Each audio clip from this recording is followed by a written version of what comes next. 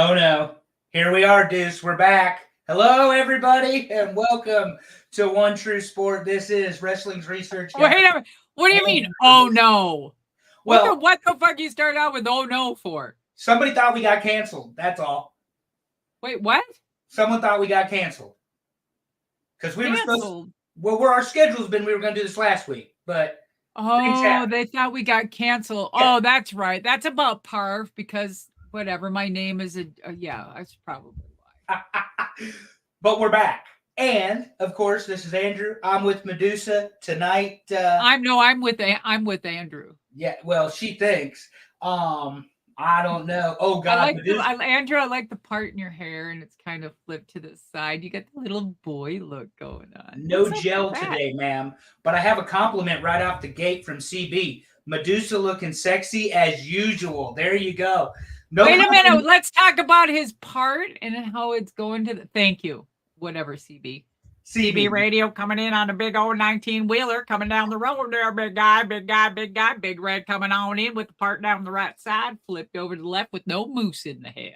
It's called a cowlick, and apparently I have a very big cowlick. So you have a cowlick? That's what they tell me. Well, good. I bet you were just so cute as a little boy. Yeah, well, maybe. I don't know. Okay, so do you have one of those pictures you can pop up next time we're up, and I want to see a little boy picture. How's that? I got one of them. Yeah, I can share it. Okay. All right. Yeah. We're good. Okay. So I'm with him. Let's do the show. What are we doing? Off the rails already. Big lineup. Oh, Mortis is here too, Deuce. Welcome, Mortis. Morty's here. Thank God for my mod. What's up, yo-ho mother mofo? We love them. We love them. So you guys are here on One True Sport. Medusa and I did flip weeks that we were going to do this. I was traveling last week. She's traveling this week. Medusa, you want to tell your fans who's turning 101 this week? Oh, aren't you sweet? So I am going to Minneapolis because my grandmother is turning 101. So she is, I'm telling you, they need to clone her. Because here's what happens. So the Minnesota, they come out, the Mayo Clinic, every couple years, and they like to come out like here's an example. They'll tell her, they'll call, hi, how you doing, Violet? How you doing? I'm fine. How are you guys? You know, every 3 to 5 years. I'm good. I'm kicking. I'm doing good. You doing good? You're healthy. You're eating. Yes, ma'am. What can I do? Do you need some sewing? Do you need some reupholstering? What do you need? So they come out, they check on her because they're just so in awe with this woman, right? Her genes are just perfect. Thank God I got them somewhere coming through here. And so they come to the house, they knock, and they're like, hi, Violet, this is Sue and Mr. Mark. And the first thing Granny says, she goes, why are you guys yelling? I can hear you. I nearly split. I'm like, oh, entertainment in the family business already. She's like, come on in. And they're like, how are you feeling? She goes, ma'am, you don't need to yell. I can hear you just fine. And so they sit around this table, and so they want to do some tests. And they go, Violet. They're still yelling, I guess, at this point. They're like, Violet, we need you to sit in the chair and just stand up and sit down for like 10 times if you can do it. And she's like, sit in this chair and stand up and sit down 10 times. They said, yes, Violet. And they're still yelling. She goes, I got something better for you. And they're like, okay. And so she turns around, and right behind her is the basement. She opens up the basement door. She runs up and down the stairs like 5 times. She goes, and she sits down. She goes, is that good? She goes, okay, I think we just were done here. Everything is good. They take her vitals, and yeah. So my granny's turned 101, and I called her the other day, and I said, Granny, I'm going to be in town. It's going to, for your birthday, I'm going to take you out. She goes, that sounds great. That sounds great. She goes, what restaurant? I'll just meet you there. And I said, well, what are you doing, Granny? She goes, I was just out, checking the oil in my truck and, making everything's good. My granny is amazing. She can carry on a conversation. She's very cognitively, just alert. And she's just, I don't know what it is. I don't know. Can you imagine? Here's this woman that was back in the day, and their mother, apparently, no cars. Like when she was a kid growing up, the car just came out. Like the car was just there, like just now happening. Yeah, God, that woman like, has seen a lot. yeah. Seen a And lot. first Harley was what, 1902 or 1908? Eight or something? That's your area, ma'am. I'm the car guy, not You're the the, motorcycle right. guy. You are the car guy. I'm the Harley girl. You're the Harley girl. So Granny on her 80th birthday, I rode my Harley from Florida up to Minnesota, and on her 80th birthday, that was our goal in her birthday present, so we could ride Harleys together.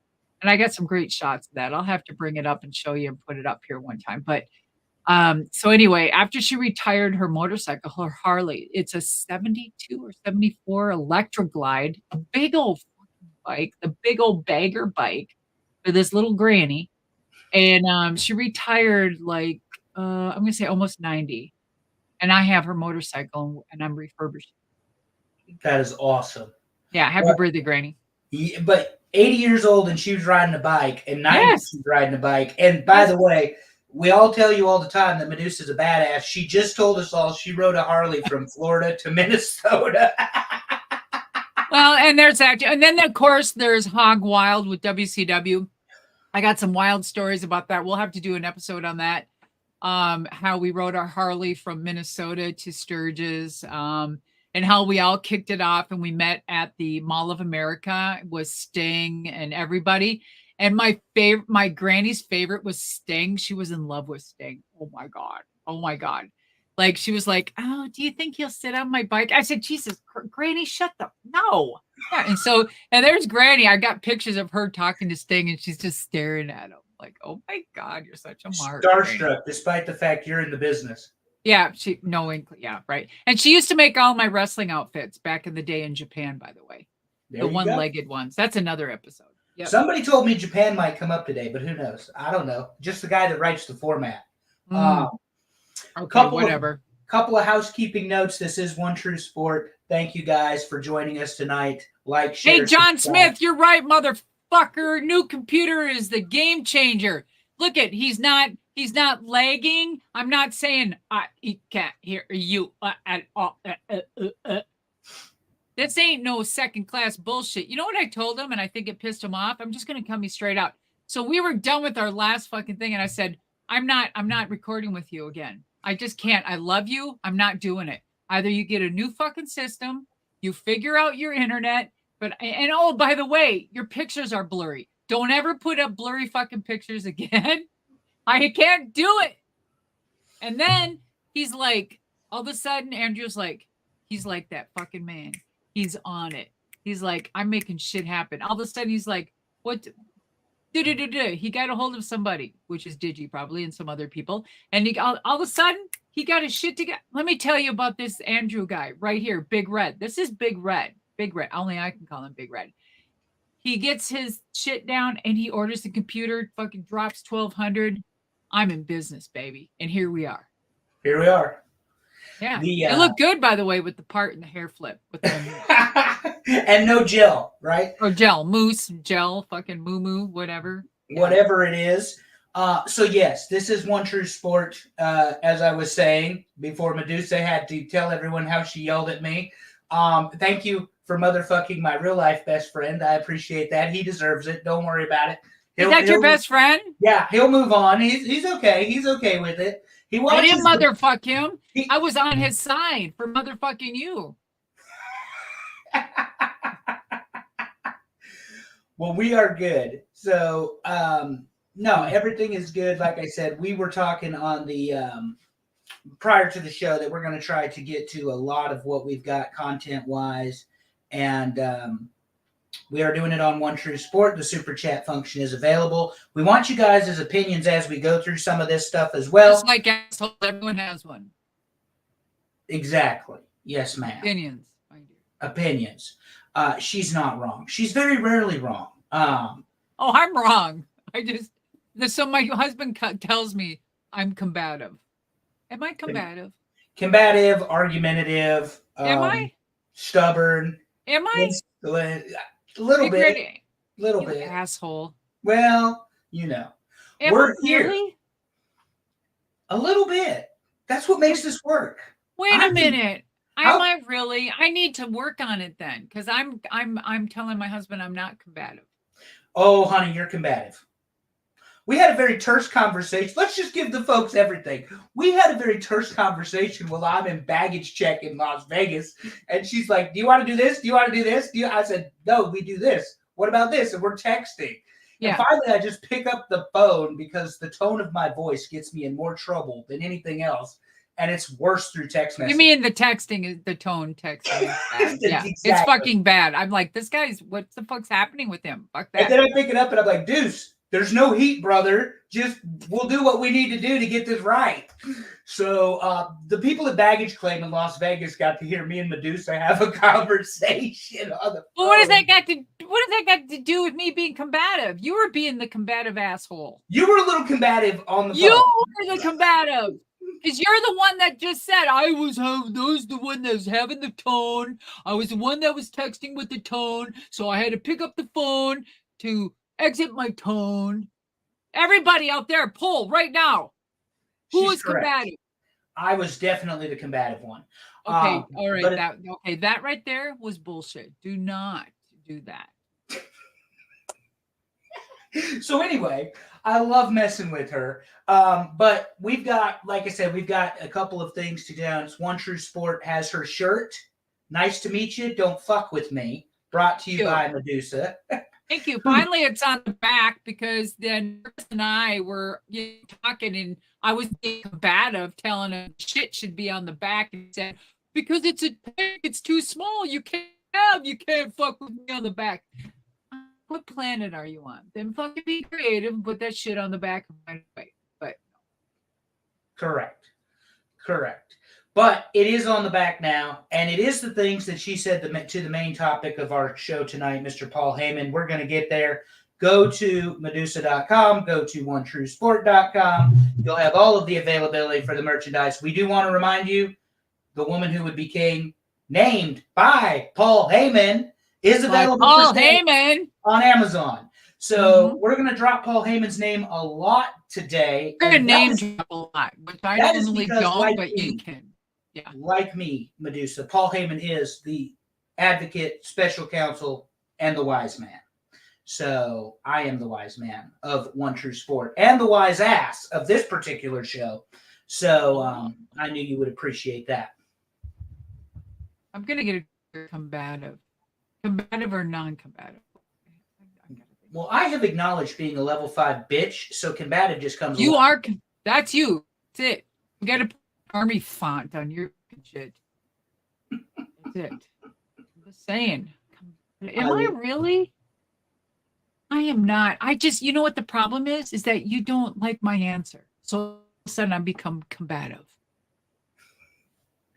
I have an answer for you from Mortis. Kids, if you keep it up, we're both going to the corner.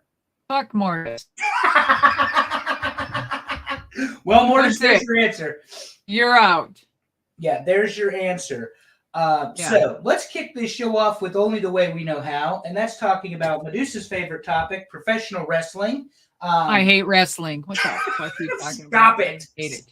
Stop it. Hate it. You just hate some of the politics of wrestling and the events and the money and all that stuff. Maybe you do hate wrestling. I don't know. But this is what I do know. Somebody who doesn't hate wrestling, or she shouldn't, based on the sheer amount of money she's being paid, is Mercedes Mone. And recently, what's her real name? Mercedes Mone. I don't know.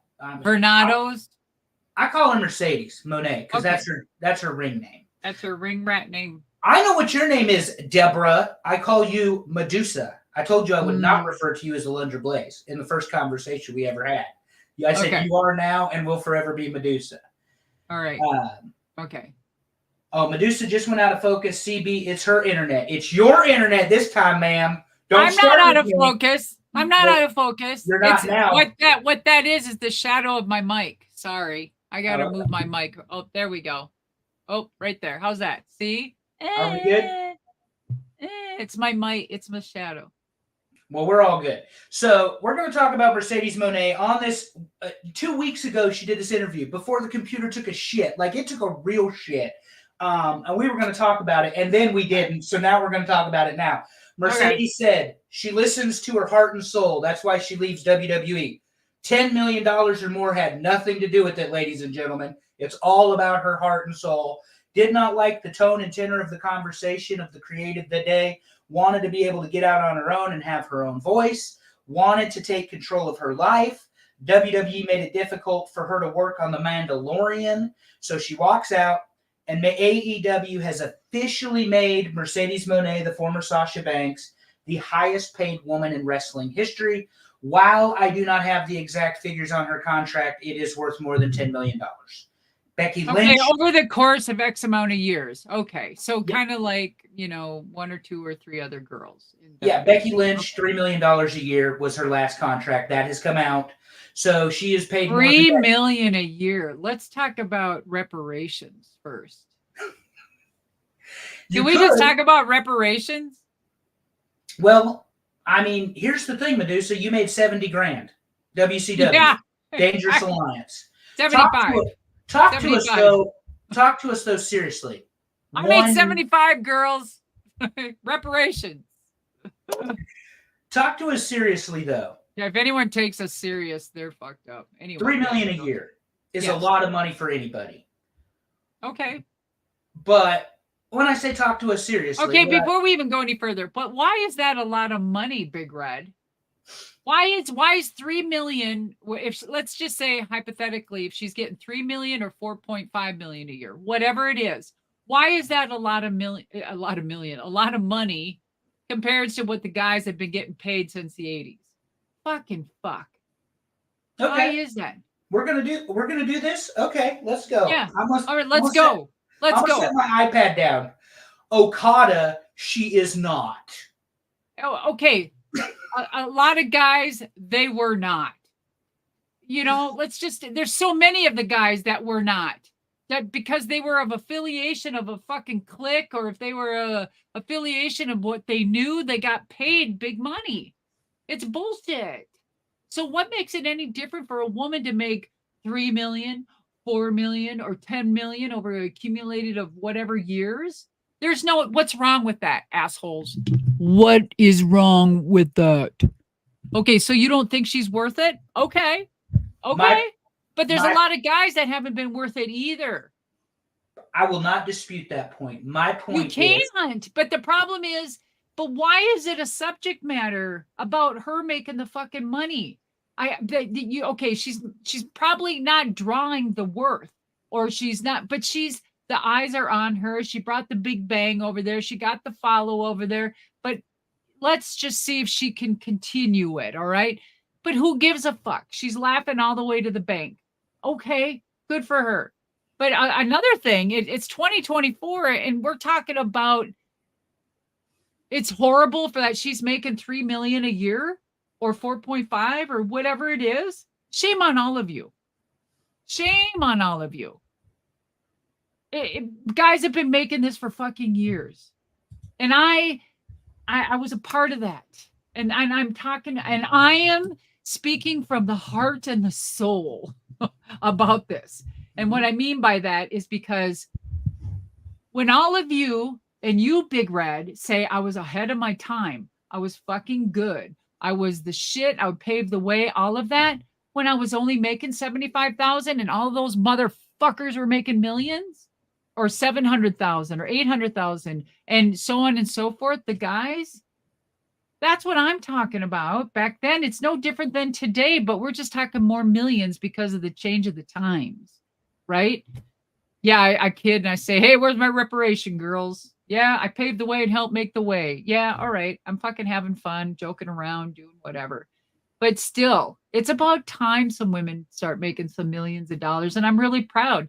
Either she's worth it. Well, Tony Khan thought she was, and good for her and good for him. It got eyes over there. It got people talking. And guess what, Big Red? You're talking about her. You're talking about her. You don't like her. I think that her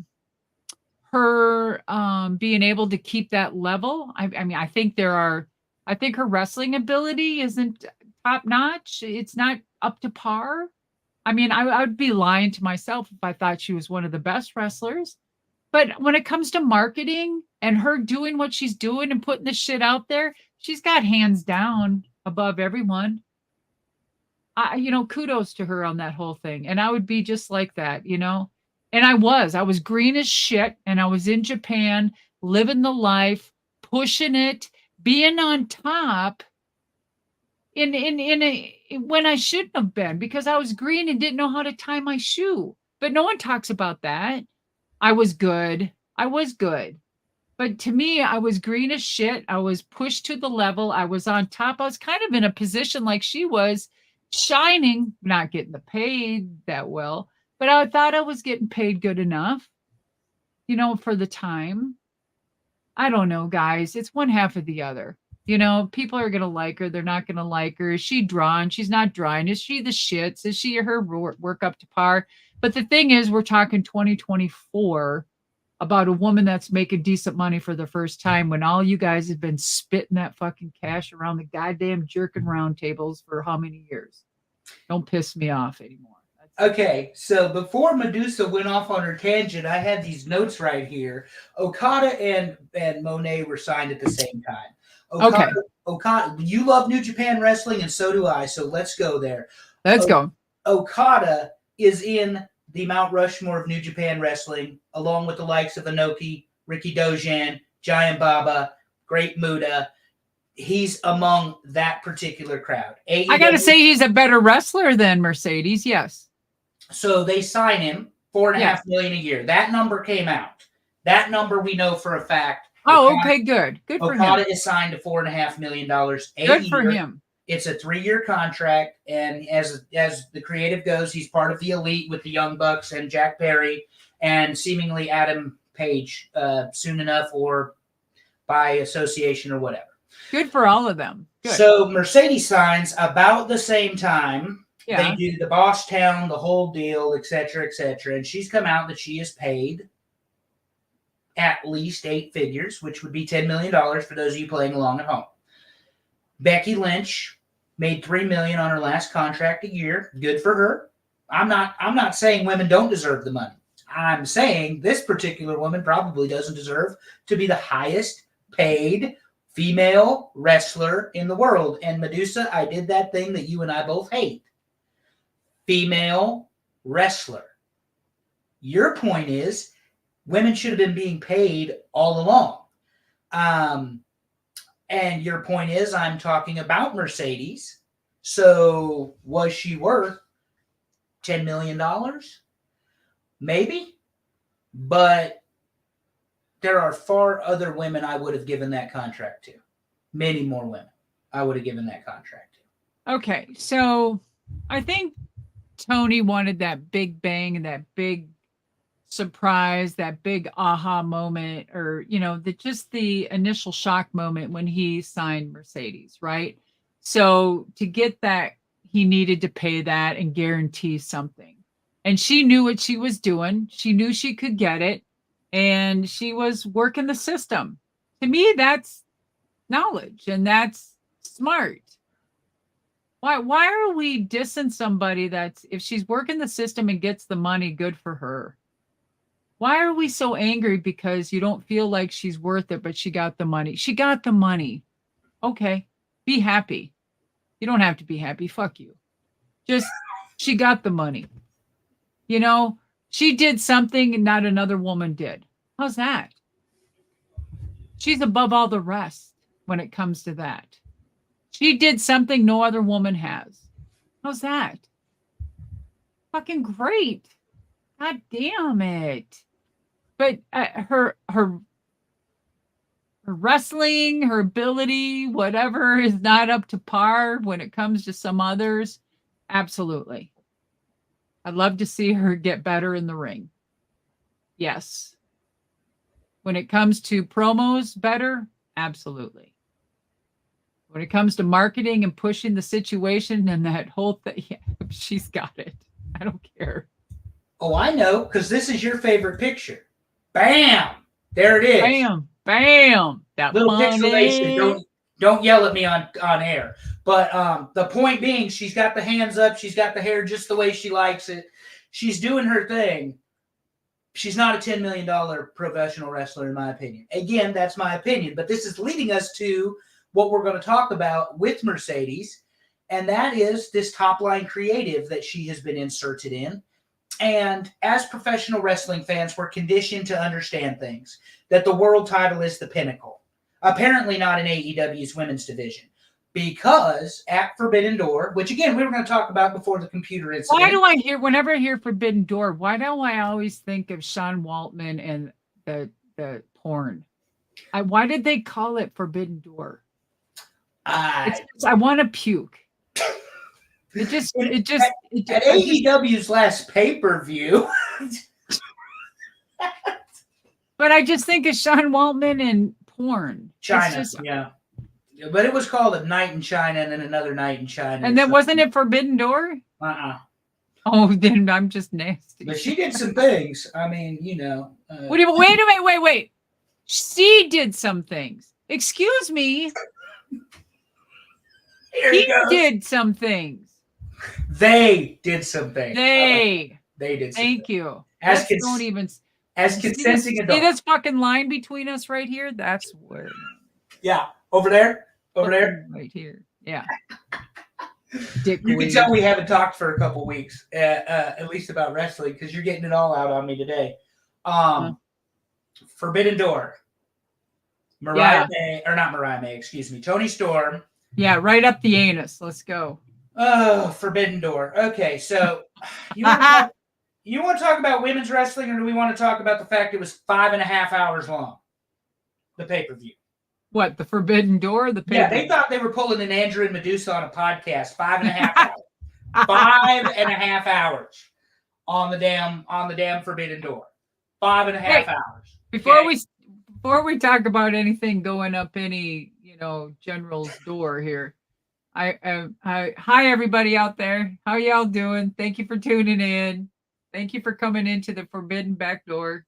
This is Andrew's topic. Medusa's glass of wine was a medieval chalice or something because she is lit. Do you see wine here? It's water. You had wine. Past tense. Just because someone told you that, you believe that? That's like politics in America. Jesus Christ. Don't start. We're talking about. Don't you start. 14 match pay-per-view. 5.5 hours long. How many people are here? Right now, 68. It's 69. We're getting to 69 material. The Forbidden Door. Okay.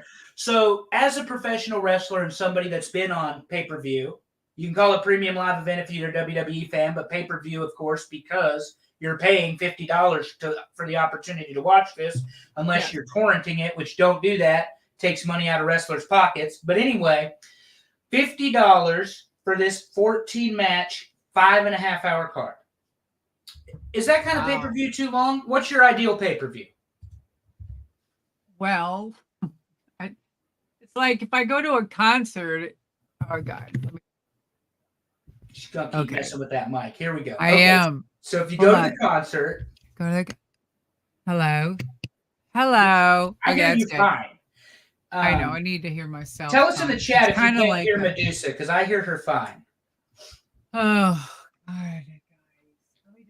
We're supposed to mess with the mics and the cameras before the show starts. This is the treat you guys get for coming. But I changed my whole microphone thing, so it's not here or there, and now this thing's in the butt ass camera, and I don't like it. So I was trying to change it. So whatever. Okay, whatever. So 5.5 hours I think is too long. I do. I think it's too long. And I do think that if I were to go to a concert, I think maybe 3 hours is max at a regular concert. But if I know what I'm getting into and what type of concert, it's kind of like going to the Tokyo Dome. One time when I was there, we had an all girls, it just depends.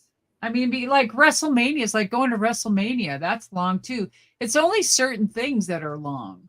Mm-hmm. And you know what you're going into. So I don't know what the beef is. I mean, are you going to bitch about everything? I mean, there's only certain pay-per-views that are long, right?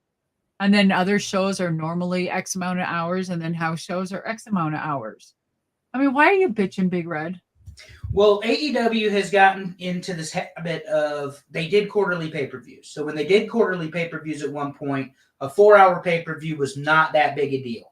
Now they're doing monthly pay-per-views and it's 5.5 hours. And in my opinion, you're just asking a lot of commitment from your audience. I think. Okay, I do too. But did they change TV stations? Is it on Netflix or is it, you know what I'm saying? I mean, it all depends on where the money's coming from. You got to make So they them had happy. that So shitty let's stop ass- blaming individual pay-per-views. Let's talk about the root of the problem. So they had that shitty ass. You asked. They had that shitty ass streaming service with Bleacher Report. It was god awful. And then they've gone to what was Fight TV, Triller, I believe, much better. So that's my endorsement of AEW. They made a smart business decision getting off a shitty streaming service. Everything. Well, you know about streaming services and computers, so you know what that's like. I do. Thank you for that. As she hits the home run there. But Forbidden Door, it's not necessarily that I don't appreciate Porn stars, a large pay-per-view, that too. That I don't appreciate a large pay-per-view.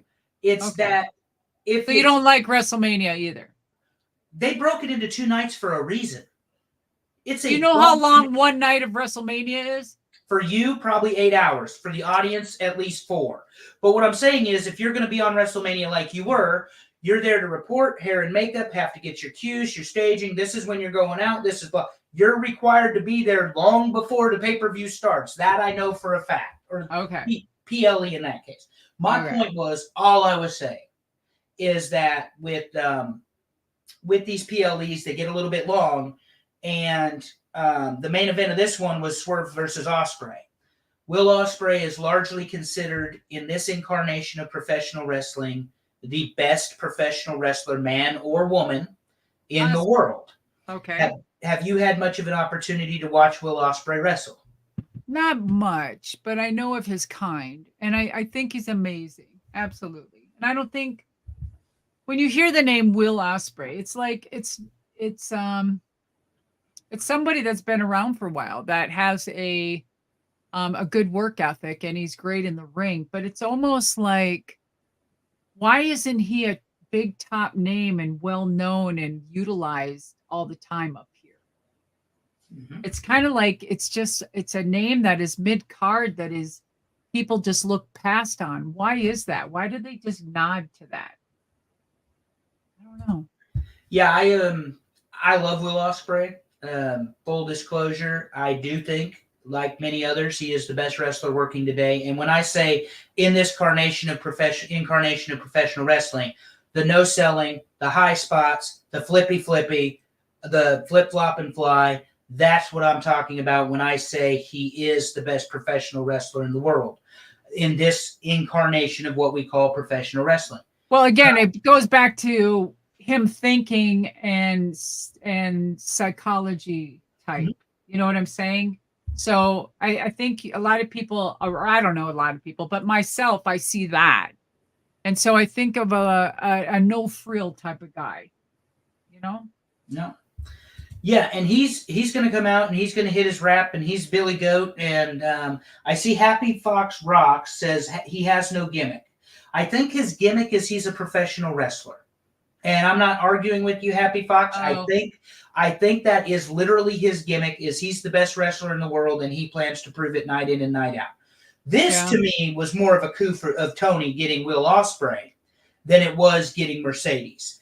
But they've strapped the rocket to Ospreay. Ospreay loses a very good wrestling match in a very shitty fashion. We got Don Callis out here with the Phillips screwdriver doing a distraction and all this stuff. You're trying to make Shane Strickland, who you may be familiar with from NXT or WWE or now AEW, and you're trying to make him as your AEW champion. He is the first black wrestling champion of AEW, the world champion anyway. So that's a big deal for Tony Khan, is to make him, but you do it with a fuck finish. Medusa, if you have up to the 20 to 25 minute mark, a perfectly good professional wrestling match go on, what do you think as a professional wrestler when all of a sudden you have to add the gaga to it to do the protect this, we don't want him to lose clean, blah, blah, blah. By the way, to your world champion that you're trying to make. Yeah, I mean, first of all, why the Gaga? What are they trying to tiptoe around? What are they being careful, overprotective of? Can we just leave it to the basics and respect the fact of what is? To me, sometimes that's overthinking. That's it. I mean, that's it. Why stretch it? So I thought of when I saw the finish, I thought of a phrase I've heard multiple wrestlers yourself use overbooked. I just Yeah. thought it was overbooked. There's no if you were going to beat Will Ospreay and you're trying to make Swerve Strickland, why not just have Swerve beat him clean? You have two baby faces wrestling each other anyway. Just have them beat him clean. But they do it for continuation, and I get that. Yeah, But but a lot of times a guy can be so great, so good, have the basics. We love him. And you hear of his name, but there's not that bang. Is it the fault of the federations not sitting down and thinking something more creative? Or is it something that is it somebody so fucking good that he misses his big day period in wrestling or whatever just because he's that great and he's looked past because there's somebody else just with just something small of a charismatic thing that is just comes out and goes yeah and then just fucking I love that guy by the way but and just just steals the show over that. You know what I mean? It's kind of like it's like you have all of these great wrestlers that got overlooked, that just got lost in the shuffle. They didn't, but the federations just lost them for some reason by something of a quick grab, a gimmick over here that was hot, and they went with that instead. gotcha. That's what I feel. And I'm seeing something here about something like so was Dean Malenko. So Dean Malenko was the same way. He was so fucking good. You know what I mean? And I feel like a Chris Benoit was so fucking good. And they get pushed for, so much. And then they move on from these people. But yet you take a guy that only has one or two or three moves and they're the grace of God for some reason. They become a superstar. And they have fucking as much talent in the pinky compares to somebody that's got everything right here, like Will. To me, it's mind-boggling. But that's the business. You can't get mad. It's the fucking business. And it just happens. And you just sit here sometimes and you scratch your fucking balls, which I don't have a pair. But sometimes you just scratch them and you go, how does this happen?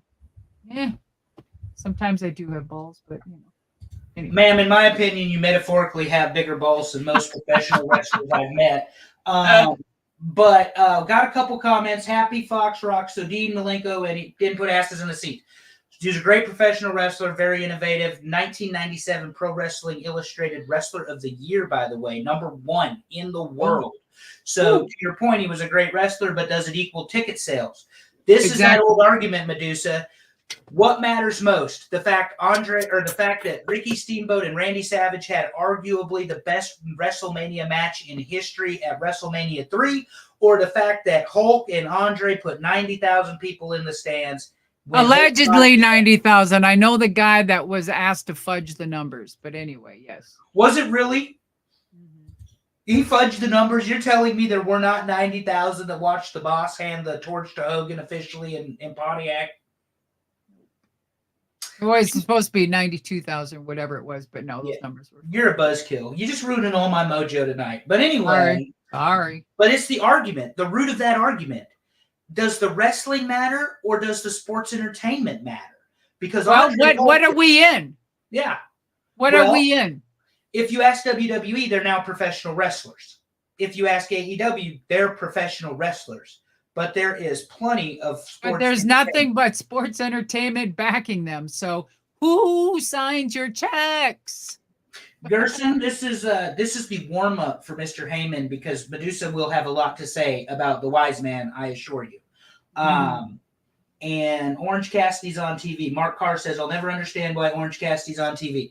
I came around to Orange Cassidy's gimmick. Have you seen Orange Cassidy, Medusa? Have you watched a lot of him?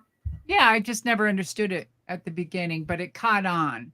And then it just like one of those gimmicks. To me, he warmed up to me like grunge music did.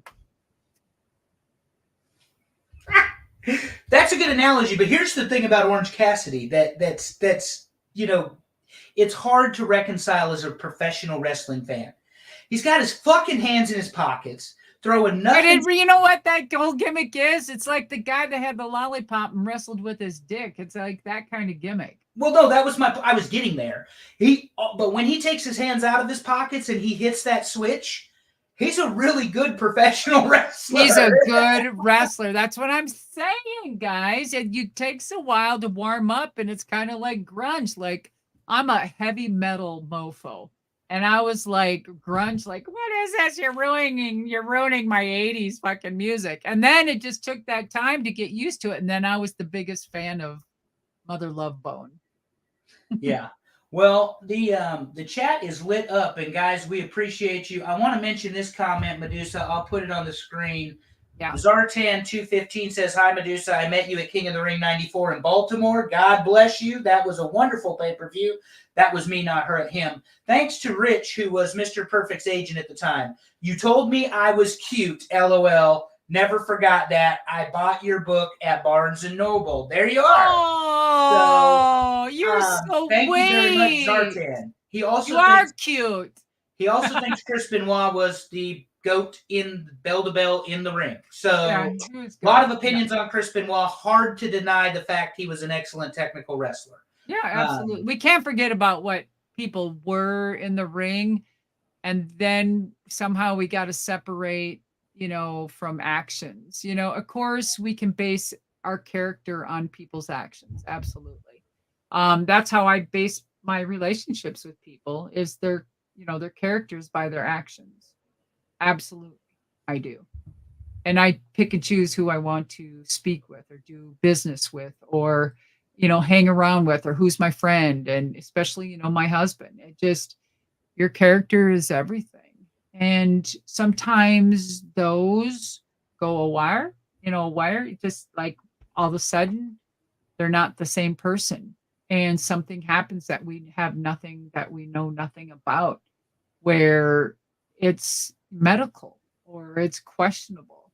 And so I feel that, with Chris Benoit and the whole situation with him in his past, is that we have still a lot of unanswered questions. And it bothers a lot of us because we think of him as the GOAT. And again, we can never take away from what he was, except one bad day, which is unfortunate to so many people that, lost so much because of it. A lot of people feel different and just say, fuck him, fuck that, I don't forgive him and all of this. But I feel that he contributed a lot to wrestling. Okay. It's just like stripping people of awards or their medals of honor or all of this stuff when something bad happens. And there's consequences to that. So that being said, until we find out the real reason and the answers to why everything happened is what we need to base things on. So there's that. Very well said, man, particularly knowing what we know after the medical exam on his brain. Yes. What we do know after Forbidden Door, and I want your opinion on this. This isn't in the notes other than I bulleted it. Wrestle Dream will be January the 5th. I want your perspective on this because it's going to be in Japan. It's going to be in Tokyo. But you also know what is January the 4th, and that's Wrestle Kingdom. So Japan's biggest event of the year is now going to be followed up and partnered with AEW. And they're going to have something called Wrestle Dream. Your opinion, because Wrestle Kingdom has been the site of so many of the biggest matches and resets and creative impetus and all of that sort of thing. Yes. Is this a good move by New Japan, partnering with them and kind of, I want to say, modifying the way they've done business with the Wrestle Kingdoms for the last 17, 18 years? Okay, so before I start, I do want to say something about a flying headbutt finish, really. So I don't know what that means or what you're saying. Is that like towards Chris Benoit or whatever? And, part of his problem, flying headbutt. Now he's getting the concussions and then, later CTE or whatever. A lot of us do moves that, or it just moves. It doesn't have to be just a headbutt, but a lot of us do moves that upset the whole body. Let me put this in perspective. So as we're picking up people, or we're going to the top turnbuckle and we're doing a drop kick, or we're just flying off and, giving an elbow, I just want to let you know that compared to, the body and the compression that takes that once you hit that mat, is that everything inside your body moves and shakes, and that your brain is just sitting in water. Your organs are sitting in water, and everything moves and vibrates. And every time you hit inside your body and not somebody else, you're bruising everything inside yourself. So not only are you damaging yourself when you just give an elbow to your brain, you're damaging every organ. And once you start to deplete these things, and it doesn't matter, it doesn't mean in any order. I could be given an elbow my whole life and be rupturing my neck just by how I'm doing it. So just because someone's giving a flying headbutt or compares to a leg drop off the top rope, which Bull Nakano did and slipped and landed on my skull and cracked my skull in half, there's a lot of problems that can happen from any given time by the time you walk out on that ramp until you get into the ring, until you get back. And so I think there are some moves that are more devastating and death-defying and whatnot. I had the German suplex was my finish. If you guys know what a German suplex is, that's very debilitating to the brain and to the neck and to whatever. And how many times did I do that through my career? Because that was my finish. That was my fucking finish. And so that to me, and I'm okay. Thank God I'm here. I'm still having a conversation. I know who I am. And I've just been lucky. And was it because I ate right? Is it because I took care of myself? Is it because of, this, that, or that? I don't know. All I know is that that every move is dangerous. All right, let's just get that. Okay, let's just not try to pinpoint somebody because they chose that as a finish. I chose a German suplex, and that was a very bad finish too. So Medusa, it looks like he cleared the comment up. He was talking about his gimmick with the flying headbutt, but I'm very glad you mentioned all of that. Thank you. I will give you an example. Very simple. Hulk Hogan dropped a leg 1,000,000 fucking times and has had 11 or 12 back surgeries at this time. Back surgeries, yes. Your point, a leg drop doesn't look like anything unless Hulk's doing it, but he's had 11 or 12 back surgeries at this point and can hardly walk around. Darren, we have not gotten to that yet about Mariah May and Toni Storm, but that is coming up because Medusa and I have ADD, but we're back on task. Okay, go back to your question again. I'm sorry. Go ahead. Wrestle Dream following Wrestle Kingdom in the Tokyo Dome in January of 2025. Wrestle Kingdom is WrestleMania. It is the big event for New Japan Pro Wrestling. The following day, we're going to have now Wrestle Dream as put on by AEW. My question was, and I don't want to use the word sanctity, but purity for those of us that are hardcore wrestling fans, I think Wrestle Kingdom should stand alone. Do you, as a wrestler, as an agent, as someone who's booked and been in the business, think this is good business, piggybacking off of Wrestle Kingdom? And is this New Japan reaching out for help? Okay. Wow, that's a lot in one. So if you're partnering with somebody and you're going to have your show over in Japan and they're respected and known as Wrestle Kingdom, correct? So okay. And you're partnering, but you want your name, which is Wrestle Dream, as AEW? AEW's Wrestle Dream, January 5th. Wrestle Kingdom will be, as always, January the 4th. And so Wrestle Kingdom, is that all men? No, there will be women on there. Okay. And Wrestle Dream is AEW with their people. Are they going to be mixed Kingdom people in AEW and Dream in Kingdom? So Wrestle Kingdom will have their normal New Japan lineup, and they'll probably bring in a few outsiders. Wrestle Dream is actually going to have 4 or 5 different organizations participating. AEW is spearheading the event. Right. AEW is going to be what? Ring of Honor, AEW, Japanese people, and correct. But you're supposed to see New Japan, CMLL, and I believe the British wrestling company that Will Ospreay works for. Okay, so why can't we combine them all together without it being confusing? Maybe it's the first time doing it. Okay, let's just think of this. So it's the first time doing that. So let's introduce it, and if it goes well and there's and there's interest and there's people excited, maybe they call it the Dream Kingdom next time or something. You know what I mean? Maybe they can incorporate the two together and just bring them all together as one. Because I love seeing all the different federations, especially CMLL. You know what I mean? And then you have the Britain, and then you have AEW, and then you have Japan. What a great clash of just amazing talent. I say that because I really want to see Tessa Blanchard. If there's CMLL, I mean, I hope Conan pushes the issue that Tessa is a part of that. Mm-hmm. Say that. Yep, and we've discussed Tessa previously on the show.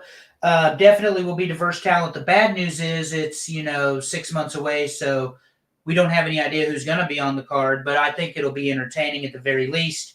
Speaking of entertaining, my favorite women's wrestler in AEW, Toni Storm, at least currently favorite wrestler, took on Mina Shirakawa at Forbidden Door. So this is the interpromotional New Japan versus AEW match.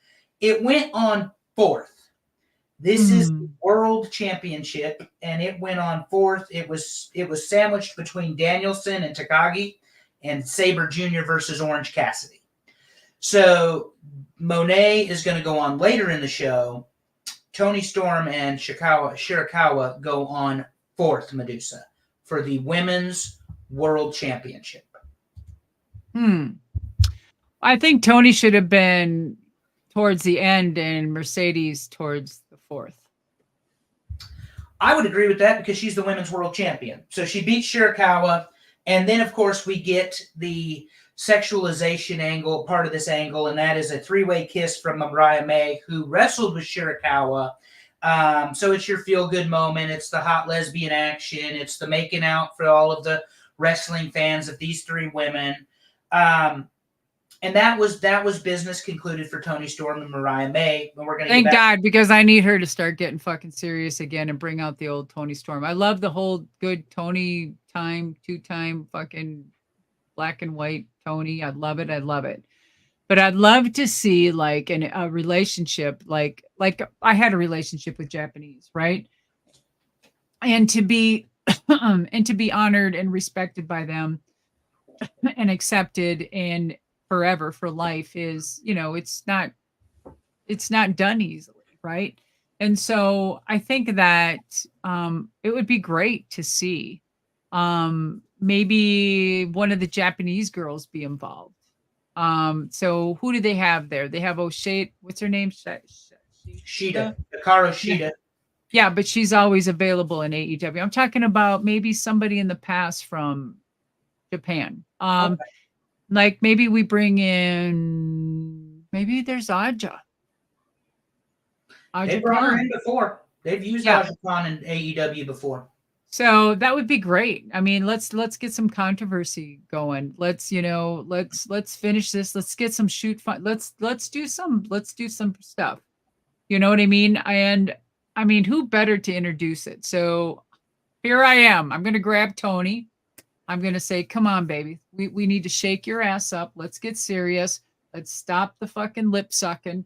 Let's get a hold of some good old time Japanese girls that are still doing it, looking for a good retirement match. Let's grab her. I'm going to be your trainer because I know what it's about. I've been in a street fight. I've been in a boxing match with this woman. I know how she eats, sleeps, operates, and I'm going to train you to bring it back to beat the shit out of her. All right? Something like that. And let's say the first night they fight, Aja wins. Boom. Second night comes back. She gets the title back. Gotcha. It's a great idea. Well, Yeah. let's stay on Tony Storm a minute. Let's stay on Mariah May because you just talked about blood, guts, and violence with Aja Khan, who is a legit badass. Yes. But last Wednesday was the Owen Cup finals for the men and the women. Yeah. And Bryan Danielson won the men's side. Supposedly speculation online, he didn't want to win because that means he secures a title match for Wembley against Swerve Strickland as of right now. And Mariah May beat Willow Nightingale for the women's Owen Cup.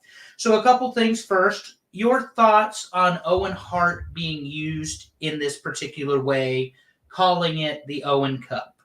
I've always been kind of like, wow, that's kind of different. I love that they're, honoring him because Owen and I go way back from being on the road and working together, and so much respect for him and the Hart family. But it never rang with me. Like I always related it to WWE. You know what I mean? So for AEW to do this, I thought it was kind of cool. And if they got the nod from the Hart family to do it, even better. But it never was a thing that stuck with me for some reason. I don't know why. I think because I'm just so WWE indoctrined, when it comes to the Harts. That's all. Yeah, and I think a lot of that, I'm glad to see Owen's name being used in professional wrestling. I honestly think he was the better of the Hart wrestlers. Sorry, Uncle Brett. But I also believe that Martha will never, ever, ever give WWE that ability. Ever. Because she blames them for killing her husband. And maybe rightfully so. That's a discussion for a whole nother day. Maybe we'll do another show on that, Medusa, about the Owen. Well, I don't know the details of that, and just a few people that were working there and the grips up above and stuff. And it's just, I'm not sure. I can't even, say, and all I got to do is respect her honor. I mean, that was her husband. Well, we both agree for once, but no, that's a joke. We agree on a lot more. We just like to argue for fun. But we agree Owen Hart belongs in professional wrestling. His name, his memory, his legacy. Yeah. So we certainly do appreciate that. Now, as for the blood, guts, and violence that the Owen Hart brought out, so Mariah May wins. That puts her in opposition to Toni Storm, who a week prior said it's 4 tits, 2 women, and a dream. Well, that dream got squashed because Mariah instantly turns on Toni Storm, hits her with the women's belt, hits her with the high heel, stabs her in the head with the high heel. And I've got a picture for you. This is our before, of course. There's your ladies with Luther in the back. But this right here is the way Dynamite ended, as you can see. Mariah May standing over top of Toni Storm, bloody.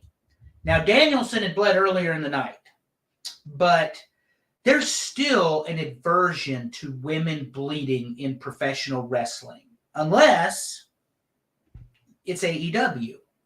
So what are your thoughts on this use of blood, this violent way that they broke up Mariah May and Toni Storm?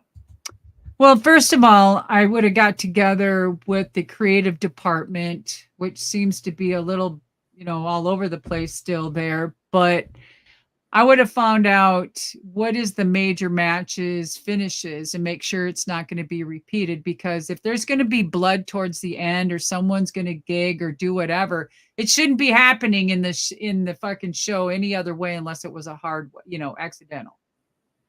Shame on Brian for doing that. If he knew about it, and if he says he doesn't, I don't know, then I don't know.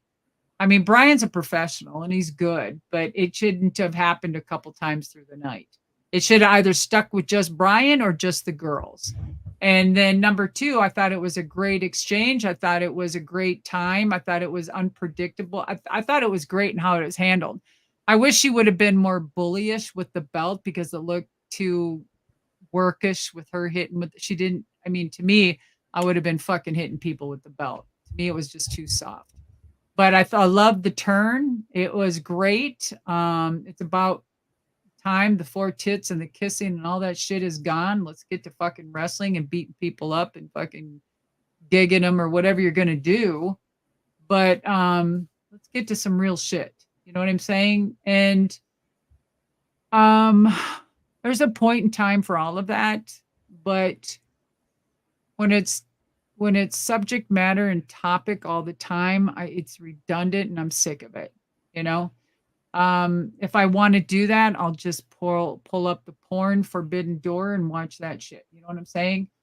But I'm not there to watch that all the time. I'm there to watch it intermittently once in a while if that's part of the script, but I'm there to watch the angles, the wrestling, the promos, etc.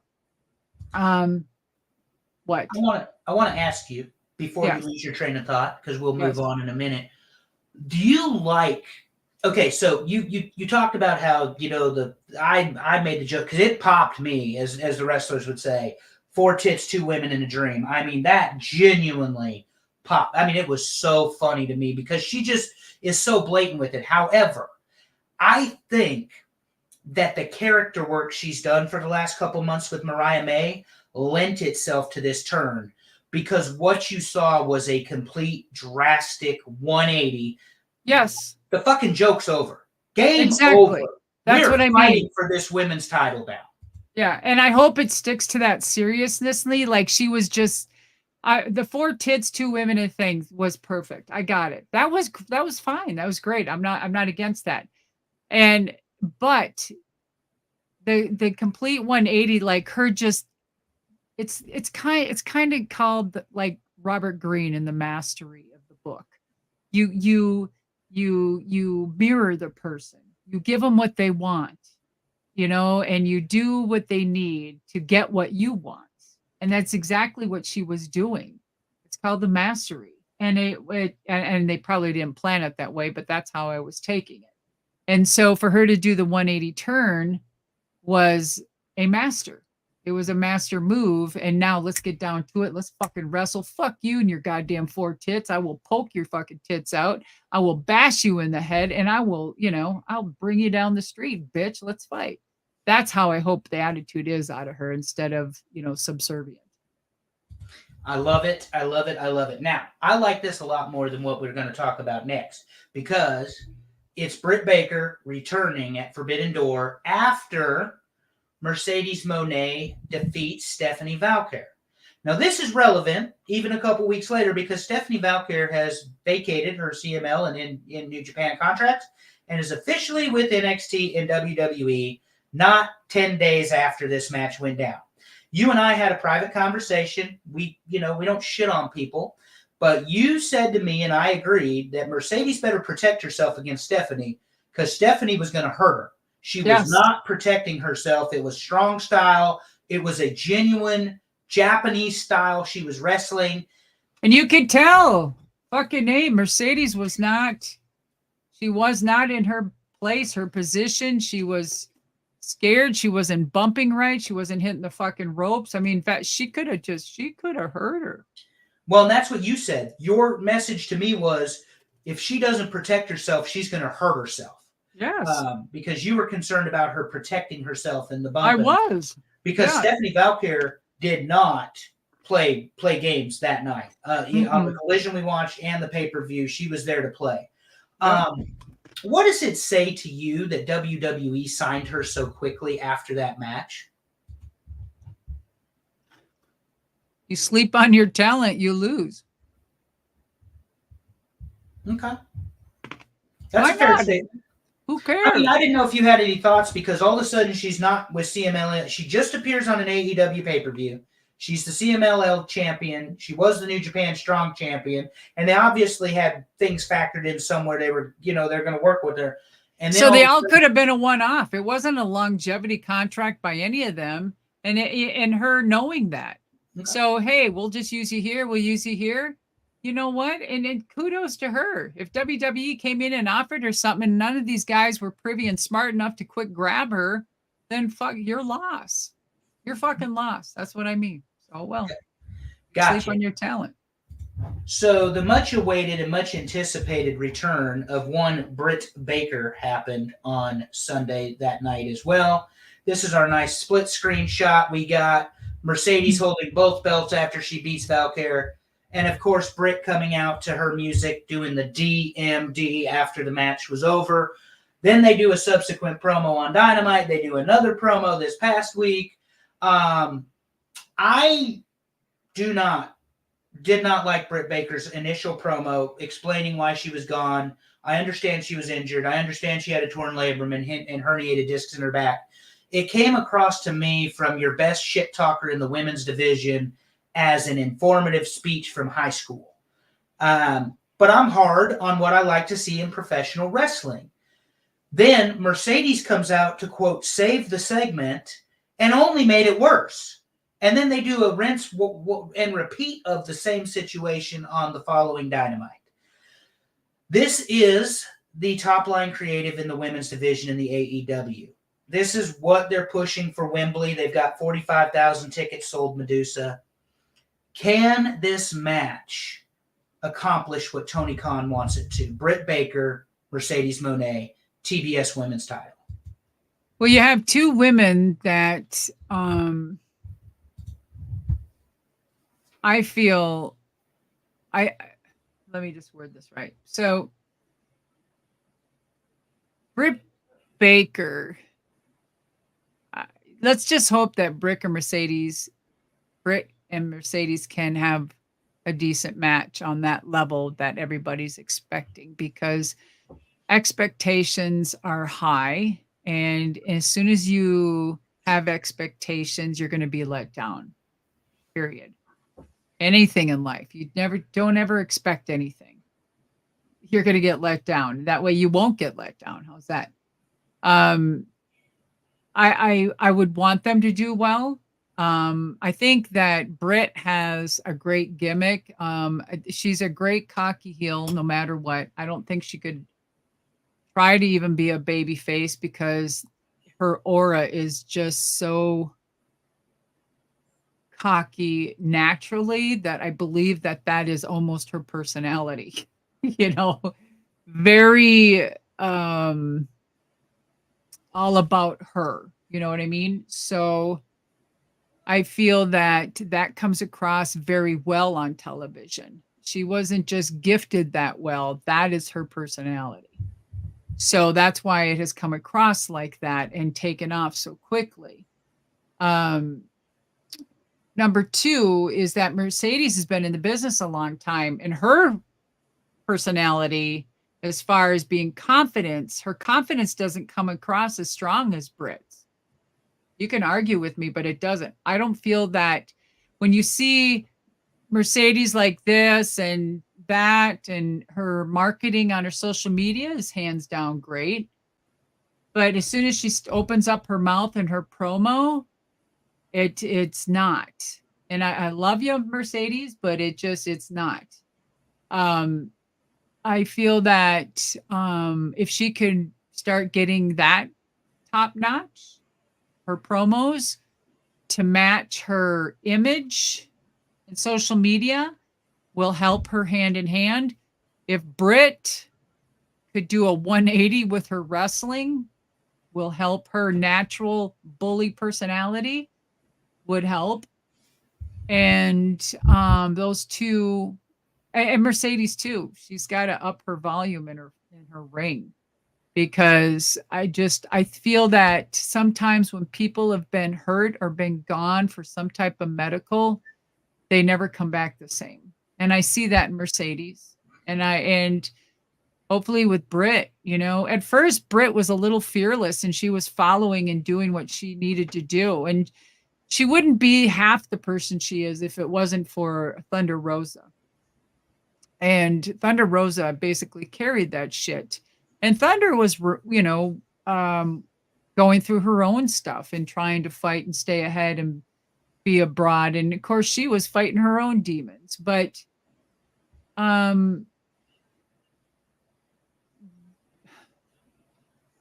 them to be the main, I hope it isn't, you want it to do well. just for everybody and for the business and for the company. You really do. Why do we want people to fail? Really? I mean, but then again, all I got to say is that if this doesn't even halfway ignite, if I was Tony, I would definitely take these two and just stick them on the back burner, even though he's paying one a lot of money, and let them, they need to get back into the training mode. You know what I'm saying? And just do everyone a favor and let other people give them the spotlight or something. I wouldn't have a problem with that if I was ownership of those. I would make them recheck themselves. Yeah, you said something interesting there, and I think we all agree it's the elephant in the room. Tony Khan paid Mercedes Mone a shitload of money. Yeah, and if you're not doing your job, I wouldn't have a problem. I don't care how much I was paying her. I'd say you need to go check yourself and go back to fucking Dustin's gym and start working out. Yeah. Same with Britt. I hope Britt got better. Well, the question is, Tony Khan's beat his chest for a year that they put 80,000 plus at Wembley. Legitimate sold, not the Pontiac Silverdome number we talked about earlier with Macho and Steamboat and Hulk and Andre. 80,000. They've got 45,000 tickets sold right now. The question is, how, Medusa, would you prepare Britt Baker for this big event, knowing she's been out 8 months and injured? Ring rust is real. It is, and I just, I think she recognizes that and notices that. I think she's heard a lot of scuttle on the back end. I think she knows who she. Sometimes we need a checking point. You know, she needs a wake up call. Mercedes came in and she got all this money. You know, Mercedes came in and there's new people. Mercedes came in and there's fucking writers. There's people writing scripts where a lot of people aren't used to that shit. You know, they're used to calling their own stuff. I'm not doing this. Fuck that bullshit. Well, guess what? This is the script. This is what you're doing. And it's just called, you know, checking yourself at the fucking door. I don't care who you are, what name you are. I don't care if you were there at the beginning of the company and you helped grow. Your ass is out if you're not doing the job. Period. One final thing before we get on to the main event and the man himself. Britt Baker, Thunder Rosa, the iconic steel cage match, the blood, that's really where you saw it for the first time in AEW. Is that Britt Baker's ceiling? Sealant? Ceiling. Is that it? Is that the best she can do? I don't think so, because that was just a bloodbath, you know, and I don't think that can be Britt's best work. But if she's got some other things going on, psychological, mental, health-wise, and it's a crutch, she isn't going to excel. We're going to be able to tell if she's really putting her time, her effort in the ring. I mean, that's what you're going to be able to tell if she's serious. I will not. If I don't see her excel at this next one, I won't take her serious ever. I won't, because she's been given everything. She's been given every chance. She's been put on everything. She's been in the forefront. She's been the face of that company. She has been given everything. And so here's your chance to overcome an adversity, to walk the talk. I love it. Mark Carr believes like you do. They have to get reps in the ring. Never stop training. No. So if Dustin, I don't care who you are. I don't care who you are. If Dustin Rhodes offers you his time, go to Dustin Rhodes' class. I don't care who it is that was hurt or whatever, but if Dustin Rhodes offers you the opportunity to train with somebody who's wrestled in 4 decades at a very high level, go train with him. Well, even if you're hurt, if you're fucking hurt and you can't get in the ring, you still go to fucking training and watch, because you're going to learn a lot more sometimes going and watching. That's the problem. Yeah, well, I have a problem lately, and it's the fact that our man, because he is ours, there he is. Look at him in all his glory. That's my man. That's your man. We are man. both Paul Heyman guys. Medusa will remind everybody. I was the first Paul Heyman girl. First Paul Heyman gal. Paul Heyman as the wise man. For those of you tuning in, we have talked about Paul in his Hall of Fame speech before. Medusa has shared with that he was instrumental in naming the book The Woman Who Would Be King. It was his vision. He wrote the foreword to the book. Available on Amazon, as Medusa points to it right there. So, and it's a very good read, guys. Check it out. What chapter did you skip to? The Dangerous Alliance chapter, of course. Yeah, of course you did, asshole. Okay. Here she goes. Oh, but look how iconic this is. That's how he looks at me. That's how he looks at me still. How about this one? And he still looks like that to me. Yep. You like that one too? Yeah. Maybe this one? Yeah, that's like right before I kick his ass. Yep. So before we get into it, everybody listening to the sound of my voice, find you a partner that looks at you the way Paul Heyman looks at Roman Reigns. That's what you need to do, is find somebody that looks at you like that. But from 2014 to 2020, our man Paul Heyman exclusively managed Brock Lesnar, the next big thing. And Roman went home, of course, because of leukemia and COVID and those types of concerns. Is a very big deal. The man cannot contract COVID disease with something that, attacks his blood cells and the leukemia and the cancer. He returns to SmackDown on August the 28th of 2020. And Reigns is sitting there on the couch, and the couch pans to the one and only Paul Heyman. In fact, that's your picture right there. That's my man. So, and he's looking at him, he's giving him the face, he's doing all of that. So Heyman is instrumental in turning Reigns. For 5 years, 6 years at this point, fans had believed that Roman Reigns, by Vince McMahon, by WWE Creative, was being forced down our throats, Medusa. Well, I remember at the beginning, like, people were just, they were so mean to Roman because they're like, he can't wrestle. He doesn't have a personality. He can't talk. He doesn't give promos but somebody believed in him and kept at him. And it was probably at the point where Paul's like, hey, let me try. Mm-hmm. That's what he does. I got an idea. You know what I mean? And that's just Paul. And then things start to evolve from there. Well, I want to mention a couple things that set this up. Number one, Philadelphia, 2015, Roman Reigns wins the Royal Rumble, and Philly boos his ass out of the building. To the point where they bring The Rock out, and Philly boos The Rock out of the building. So there's that. That was in 2015. 2015. But then, subsequent to that, he defeats The Undertaker again at WrestleMania. And the next night on Raw, he is greeted with "Fuck you, Roman" chants that are so loud, WWE has to mute the microphones and the television mics. That's because great. Undertaker had already been beaten by Lesnar, which in my opinion is the biggest booking mistake WWE ever made. You think he was a mistake, Brock? I think the Undertaker WrestleMania streak should have remained flawless. Perfect. Undefeated. And you don't double down with when you're trying to make Roman, but the fans aren't accepting him. You don't double down and beat one of the most beloved figures in professional wrestling and WWE history a second time. Do you disagree? I don't know. Why can't we have change? Well, we can have change, but Mark Calloway, the man and the wrestler, deserved for the streak to stay intact. Nobody deserves anything like I never deserved a big paycheck, and no one deserves a time or a spot on TV. You know what I'm saying? No one deserves anything. You work your ass off. It's almost like expectation. Who deserves what?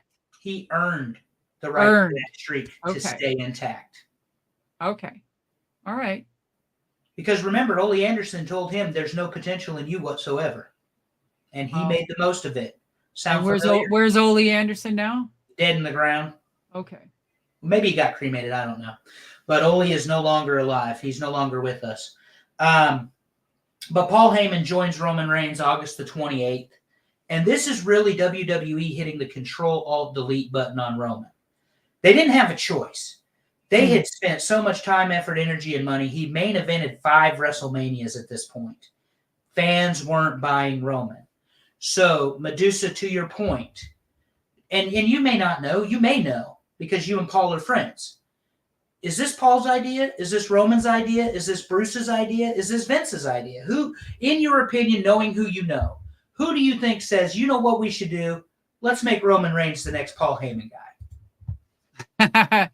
So it wasn't Roman because he didn't know what probably should happen or should do. And it's probably being as humble as he is, wondering what the hell am I still doing here, being pushed at, main event.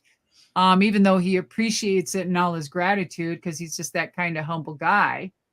But knowing Bruce and his ideas and Paul Heyman working in on that and saying, hey, we have a Paul Heyman guy that can take an image and create this aura and be the mouthpiece and create this, what you need, and build you into something that, what you need. Paul will take the heat. Paul will take this, build you into this man or person, and let's see how it goes. And again, knowing the longevity of what would have been needed, Paul was all in. So I truly believe that Vince gave the okay. It was Bruce's probably backbone and ground, and a lot of, Paul's initiative and, his idea, because he knew how to work it from other people he's been with and what worked. When you look back at everything from when when I first worked with them, and then all of the other, he's been called a lot of different names. Now, what were these names? So Lesnar was the advocate, and then it was the special counsel, the Wiseman, the chief operating officer of the Dangerous Alliance. So these are the names Paul Heyman has been known as: the Visionary, the Disruptor, the Rebel. All of these things Paul Heyman brings to the table. 35 years into the business, he gets the opportunity to make Joe Anoa'i Roman Reigns. Gets the opportunity to put his hands on him and his creative mind with him. Do you think Paul saw the upside in Roman? Well, of course he did. And I think, at the beginning too, because of the lineage that, just knowing Paul and speaking to Paul, is that why does that need to go away? This is a deeply rooted family, and you can do so much with it. You can have him as the front of the table. You can have Solo. This can be milked and worked in so many angles and differences that it can go on and on and on. You can have them turn. You can have them go together and turn and split. And the storyline is something that, if it's done right, can be fed forever.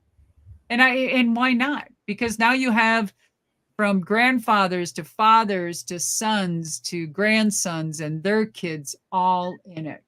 And what a beautiful family, family lineage. I mean, if you've never had a Samoan, friend or dated one or whatever, man, you don't know what you're missing. They're great people. And I said that name wrong. It's Anoa'i, excuse me. But you're talking family. We're going to bring Jimmy and Jay in, the Usos. Arguably WWF's best tag team. Probably best created tag team. If you're not talking about Demolition or the Hart Foundation, the Rockers, because the Midnight Rockers, of course, worked in AWA. And you remember Sean and Marty back then. But the Usos are legit players, and to your point, they're Rikishi's sons. And Rikishi's my boy. Paul Heyman managed Rikishi. Share some memories of us with Rikishi, or about Rikishi, because you called him your boy. So, well, again, I have so many good memories and stories and family and interaction with the Samoan family, and it goes all the way back to let's start with Yoko. All right. And Yoko and I were in WWF back in the day, and Yoko would always have me do his hair, and his tights stunk, and he would purposely move slow and just sit there and make me do his hair, and his shit stunk, and I'd always give him so much shit. He would never wash his tights, I swear to God. And then, and just, of course, I've had friendships and relationships within Samoan culture, and it's just, it's kind of like Japanese. You just, once you're in, and you are a part, you know what I mean? And so, and Rikishi and I go way back, and a whole different era. And again, him and I, then fast forward, were we were at the Hall of Fame in 2015 together, and he saw me and I saw him, and we started dancing. We're up on stage together. It's like, hey, it's just, oh my God, it just brings back so much, just so many good feelings. And so to see the Usos and those be Rikishis, and then I've been following this kid, which I am just like fire about, Fatu. Like I am like, this is like, I have so high hopes for this kid. I don't know if you've been watching him and all of that, but oh my. Who are you talking to? Of course I've been watching him. Who are you talking to? I love the bloodline. That's why we're doing this, is because Paul Heyman. But to your point, Rikishi's kids, Jimmy and Jay, and Solo is his other son, and he has another son who's in the wrestling business as well. They join Roman, they join Paul, they become this formidable force. There's a lot of speculation or discussion from the wrestling fans. Roman only defended his title 55 times. Oh. In 4 years, Medusa, he defended his title 55 times. Okay, so it doesn't matter? I was going to ask you, does it matter that he only defended it 55 times? No. I mean, who cares? Well, Flair defended his every night and sometimes twice, on the weekend. So there's that comparison. Why is Roman only, he's the longest champion since Hulk Hogan, he's got the 4-year reign, et cetera, et cetera. Why does Roman only defend it 55 times? Well, I think a lot is in consideration there. And I think maybe, I don't know, I'm speculating, maybe it has to do with what's going on with him health-wise. Maybe it's part of the building the character. Maybe it's part of building the bloodline. Maybe it's the anticipation and making something stretch and milk finally, and seeing what works and what doesn't. Maybe it was a whole different thing compared to what they were doing with anything else to find out what sticks. I don't know, something different. I argue, and we'll be glad. Of course you do. You're combative. Evidence. Well, it's a statement. The bloodline storyline had patience, creativity, nuances, detail that you probably didn't see since the Mega Powers and the Mega Powers Explode. Had a start date, a finish date, all of the little sprinkles and breadcrumbs in between. You get the same thing here with the bloodline. It doesn't necessarily have a finish date, but it certainly, you get the breadcrumbs for Paul being fired, beat up by Roman. He gets the Superman punch. It's thrown through the tables. Well, we're not there yet, but this is Roman. Roman put his hands on him. Yeah. But then he brings him back. But this is what you and I have been talking about. Paul Heyman helped steer, guide, and direct the bloodline story. Yes, absolutely. So does it really shock you that this is one of the more detailed, nuanced stories in wrestling in 30 years?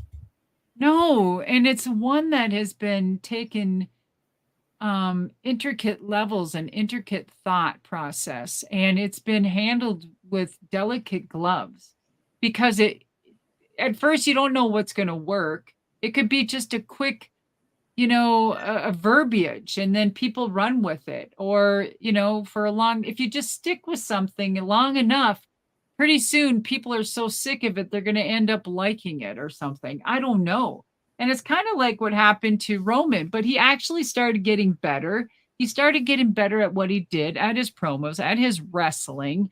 And then people realized he wasn't going anywhere. So either you're going to hate him as a heel and make it like a heel situation, or you're going to get behind him and, believe in what he's doing. I mean, one or the other. And thank God that they didn't give up, because if something isn't working in the past, I think they have the history of just saying, okay, this ain't working. Let's go on to something else. And then it gets dropped and forgotten. And then it's just like anything else. But this gave it believability because even though something was still slow taking off like a locomotive, like it wasn't getting enough coal and it was still treading, it was like, okay, what are we going to do? What are we doing? And they still kept with it. And it was like almost just giving you that hope. Like you were like that fan, just, God, I really want him to do good now. You know what I mean? Sympathetic almost. So, and we've never seen anything like the bloodline and longevity. And I like it. So now it'll surpass and have history more than I think anything in the history of wrestling. In our ADD world, because obviously there's a reason reels exist on Instagram. Everybody's attention span is shortened. And how did this survive so long that it's still ongoing some 4 years later? Because they change it up. And there's different stories within. There's multiple characters. They keep it interesting.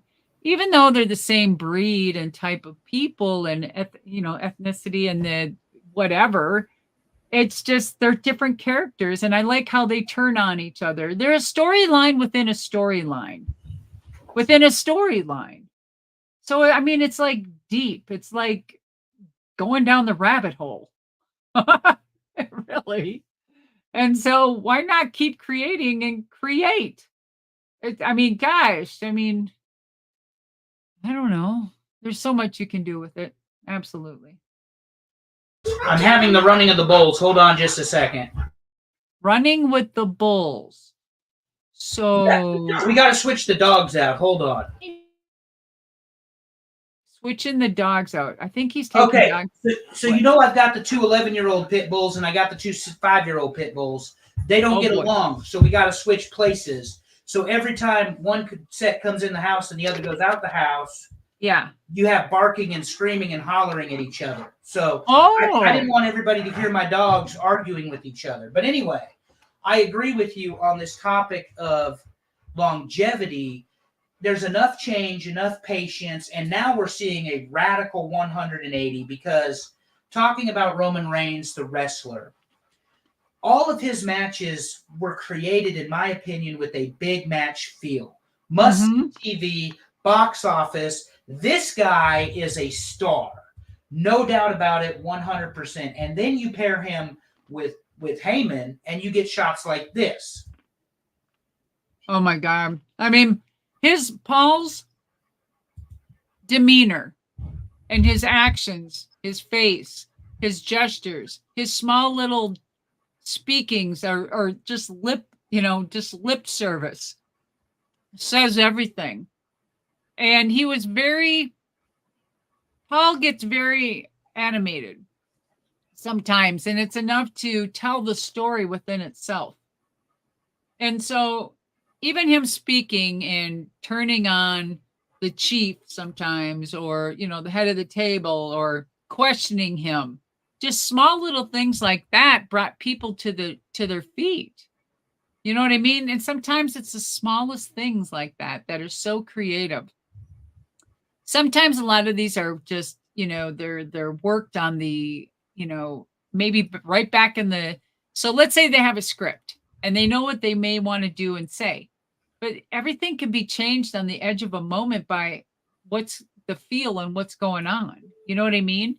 Something might happen in the ring that's supposed to happen, but something might slip and fail, and you have to have that ad lib, which Paul is really good at. Just in a click of a moment. That's his expertise. Where Roman might fail, Paul's there to pick up the pieces, and we may never know the truth. So that's the beauty of Paul. Paul is a psychological major in wrestling. I love it. And the thing is, I agree with it. Like I said, the matches felt box office, always big. Roman got good as a promo. They had him saying shit like "suffering succotash" as a baby face, and now he's the head of the table, and I'm gonna wreck everyone and leave. And Oops. then he hits the Superman punch and the spear, and it's ball game. So you see a much better presentation, I think, with Roman. Oh yeah. And the presentation. Let's talk about the presentation. Mm-hmm. Because you can't make it box office, Deuce, and I know you know this. The lighting, the smoke, the entrance, the lay, the belts, Heyman doing his hero worship of Roman Reigns like that right there. Yes. Look at the look on him. Yeah. Yeah, go back to our YouTube audience can see it. I mean, this, and that's one facial expression. Check this one out. There's him eyeballing, somebody. Here's another one of a different, similar shot. It's the same shot. But look at that face. That one facial expression does more than a scripted promo could do in 2 minutes. One facial expression from Paul Heyman elevates the entire presentation of Roman Reigns. It does. And that's the beauty of having a great manager. And I think that if we want to do that, I mean, we could go back all the way from Elizabeth when she was with Randy and how her little mousy demeanor ways was just so elegantly, and the opulence of her aura, you know what I'm saying? And just, her and everything was about him, and her just doing the slightest little things, and just that slap one time against Hogan or whatever. I mean, it turned the world upside down. So sometimes so less is more, and his facial expressions are all about that. Yeah, and he is really committed to this character. He's drawn it. Here's another one for you. Boom. Giving him the side eye and the smirk, Uh-huh. But I mean, and I know, guys, you're like, oh, what, Andrew obsessed with Paul Heyman's facials? Absolutely I am, because the man's facial expressions matches what is happening. They help tell the story as much as him getting on a mic and cutting a promo and saying, if you think the spirit of ECW is fucking dead, you can suck my dick. And that's what he said at the Hall of Fame. But he doesn't have to do that. That's my point. Paul Heyman is so good, so nuanced. He doesn't have to do that. And Roman has now got the ability, Medusa. Wow, you're up Paul's ass. To look at somebody and say 1,000 words without ever opening his mouth. That, to me, is the teaching that Paul Heyman has done with Roman Reigns. I'll never get you a Paul autograph, so you can keep talking and barking up how much you love Paul. Just kidding. I'm kidding. But I do love Paul Heyman, and there's a reason for it. It's because of this. The other reason for it, we've talked about the elevation of opponents and that sort of stuff. What we saw was Solo inserted into the bloodline over a year ago, and you see this real slow burn. He helped Roman beat Cody at Mania 39, and then he and Roman take the Usos on, and they lose, and Roman actually takes the pinfall in that particular match, so he lost, not Solo. And you see this whole thing where Solo is starting to give Roman faces inside the ring and give him feedback inside the ring, and then Roman loses at Mania. I don't think anyone was shocked that Roman Reigns lost at Mania. There was a lot of dressing around it. There was a lot of gaga, as we say, when you had the appearance of John Cena, The Undertaker, The Rock. There was a lot of that. On the other hand, Cody got to, quote, finish his story, but all they did was finish the chapter on the bloodline to move on to this new bloodline, where now, to your point, the Gorillas of Destiny, Tama Tonga and Tonga Loa, Haku's sons, are now paired with Solo, Rikishi's son, who is joined by the Tonga Kid's son and your personal favorite, Jacob Fatu. Yes. And these guys... Jacob Fatu is my man! I have so high hopes for this kid. Oh, my God. Well, and I think he's already proven he can deliver on the big stage. And that's what we're going to end this conversation with, is the big stage, Madison Square Garden, the house that Bruno built, home of the WWF. It is as important to that company as Greensboro was to Jim Crockett Promotions. And it is where Paul Heyman got his start as a photographer, as a fan, as a guy from New York, Scarsdale. Do I have that right, Deuce? You tell me. Scarsdale, New York. Yes. Scarsdale, New York. And they're going to do Solo is claiming he's the new tribal chief. Mm-hmm.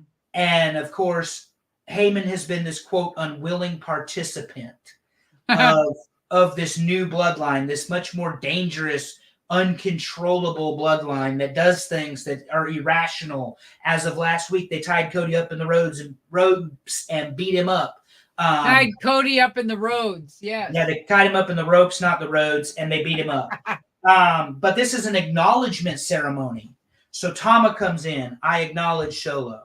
And Tongaloa comes in, I acknowledge you. And Jacob Batu, I acknowledge Solo. And Paul Heyman, who stayed up for 24 hours or whatever, didn't shave, didn't dye his hair, looks like this.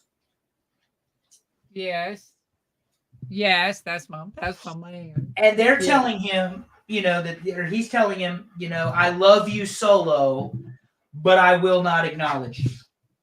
Yeah, so. And here's the face when he's debating whether to give him the lei or not give him the lei. And Solo does something that only you, Brock Lesnar, Roman Reigns, and God bless him, James E. Cornette have done. And they beat the shit out of Paul Heyman. Well, so it's a very selective class. And I feel that once Paul feels comfortable with the situation and with you, let's just make sure this is said correctly, that he is going to put so much into you, right? Let me tighten this. Hold on. I'm fiddling with my microphone here. I'm not happy with it. Anyway, so if he's comfortable with you, he's all in. And so with him getting to know you and you as a person, a character, and a talent, he will go all in. And all in means first he tests the waters and he communicates with you. And then he toys with you. And then he talks to you and then wants to work with you. And then once you get the graces of God, the okay from the Paul Heyman, then he offers you and he accepts you into his own. And once that is, then you've gained his trust, then you start to get to work with him and his ideas start overflowing. And once that starts happening, he even starts thinking out of the box and the abundance of creativities just starts overflowing. And then he wants to get physical. And there's only a very few people that he's gotten physical with, that he has chosen. I feel that when Paul does this, that you are chosen. It's not a demand. It's a chosen situation. And it's kind of like a company, WWE, AEW, whoever. When you are the title holders, because you are chosen and the company believes in you, that you can represent them. That's why you have a title. 90% of the times, right? Let's just say. And especially when it comes to working in other people and you have this bond between two workers, when you want to go on and beyond and past what is required, that's what Paul Heyman does when it comes to trust and love and all that good stuff. So for him to carry on and choose his opponents and his situation to have physicality, that's an honor to me. And I was very lucky to be a part of that. And for him and I to go over and to have an actual wrestling match was way cool. And I'm one of the few that, and I would say one of the only women, please back me up on this, anybody out there, that actually got to kick his ass. I think, maybe. You are correct, ma'am. Running it down in 1988 or 89, it was the Midnight Express and the original Express, and that's where Cornette got a hold of him. You got a hold of him in 93 in the Battle of the Sexes. Brock Lesnar hit him with an F5. And to answer James Weston's question, in fact, I'll address 2 comments.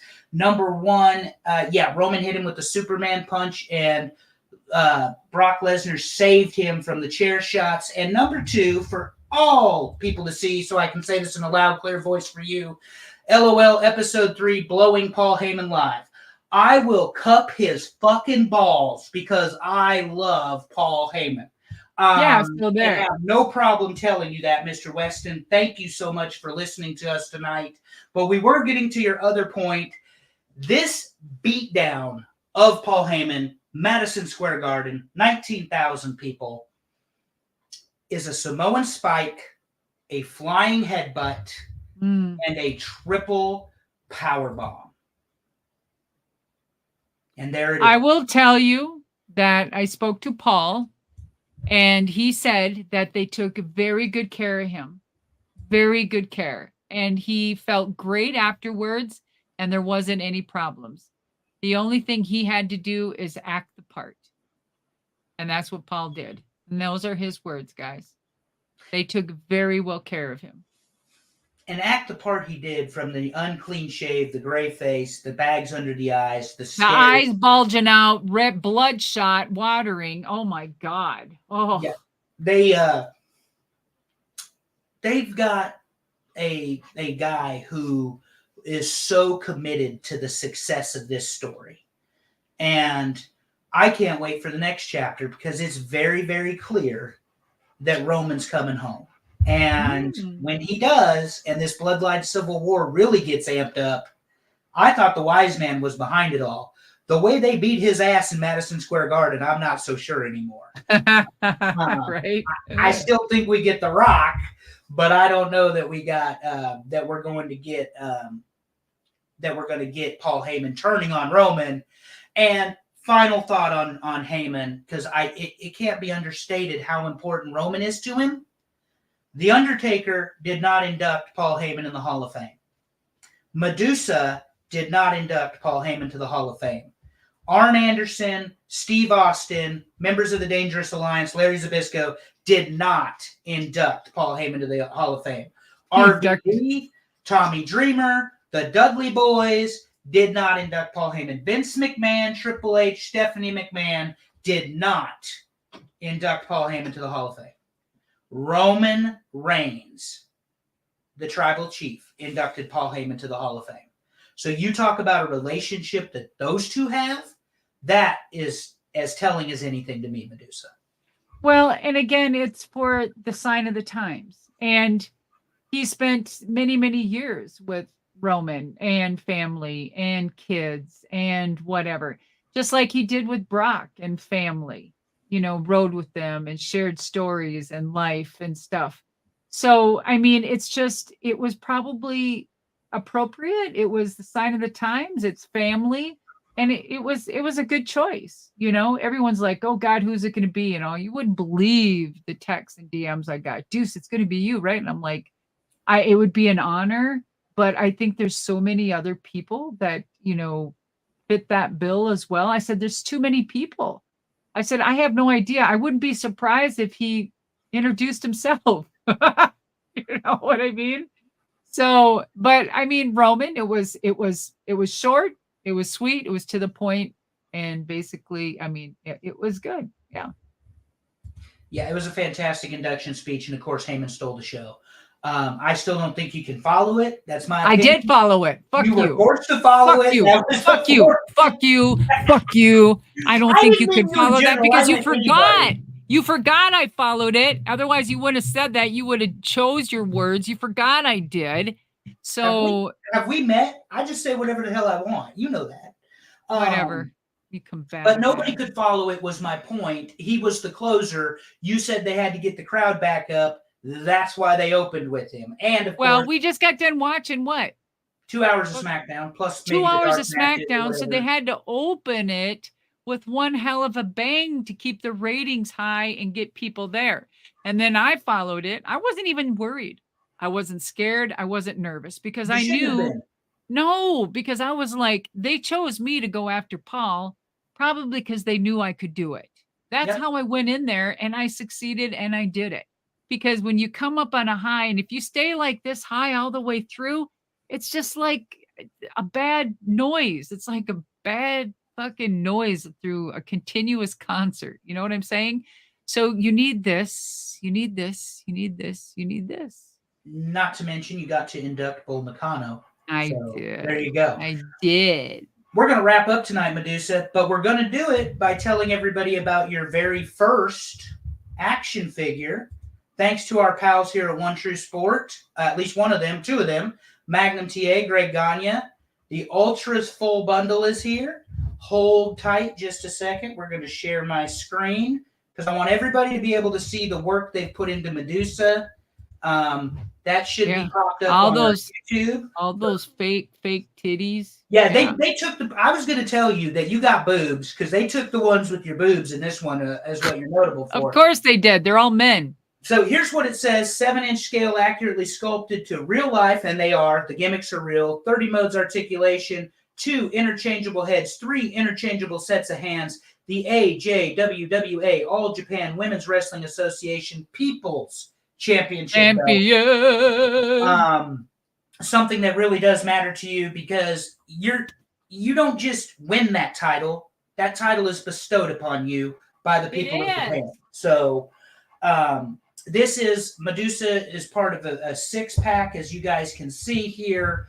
We have Chief J, Wahoo McDaniel, Junkyard Dog, Medusa, Dory Funk, Kamala, and Jack Briscoe. So you talk about shooters, badasses, real life wrestlers, gimmicks, as I've seen in the live chat several times.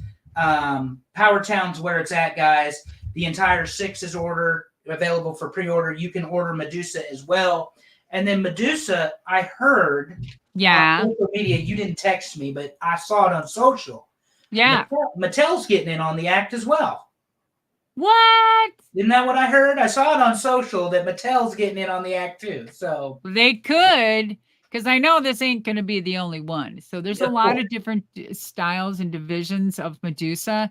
So I know that there's been a lot of, people want like a real throwback of Medusa AWA. Okay, that sounds great and everything. But I think the more exciting too, something that's, I have a lot of is like Medusa Hot Wheels monster trucks by Hot Wheels and stuff.